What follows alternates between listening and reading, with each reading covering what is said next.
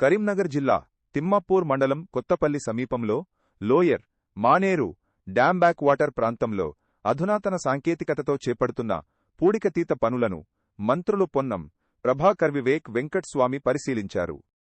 ఈ సందర్భంగా ప్రభుత్వ విప్ ఆది శ్రీనివాస్ ఎమ్మెల్యే డాక్టర్ కవ్వంపల్లి సత్యనారాయణలు కూడా పాల్గొన్నారు. అధునాతన టెక్నాలజీ ద్వారా సాగుతున్న పూడికతీత ఇసుక క్వారీ పనుల తీరును పరిశీలించిన మంత్రులు వాటి పనితీరుపై అధికారులను అడిగి తెలుసుకున్నారు. ఈ సందర్భంగా మంత్రి పొన్నం ప్రభాకర్ మాట్లాడుతూ తెలంగాణ రాష్ట్రంలో శ్రీరాంసాగర్ ఖా డెమ్ లోయర్ మానేరుమిడ్ మానేరు వంటి ప్రధాన ప్రాజెక్టులు పూడికతో నిండిపోవడంతో వాటి నీటి నిల్వ సామర్థ్యం తగ్గిందని తెలిపారు.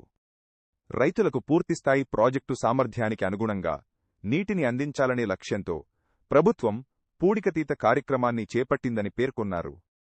ఈ నూతన సాంకేతికత ద్వారా పూడికలోని ఇసుకమట్టిని వేరుచేసి ప్రాజెక్టుల సామర్థ్యాన్ని పెంచే అవకాశం ఉందని వివరించారు. చాలా కాలం క్రితం నిర్మించిన ప్రాజెక్టులు తిరిగి పూర్తిస్థాయిలో వినియోగంలోకి రానున్నాయని ఆశాభావం వ్యక్తం చేశారు. గతంలో ఇసుకను వ్యాపార దృష్టితో మాత్రమే చూసేవారనికపై నిజంగా అవసరమున్న వారికి మాత్రమే నామమాత్ర ధరకు ఇసుక కేటాయించే విధానం అమలు చేస్తామని మంత్రి తెలిపారు.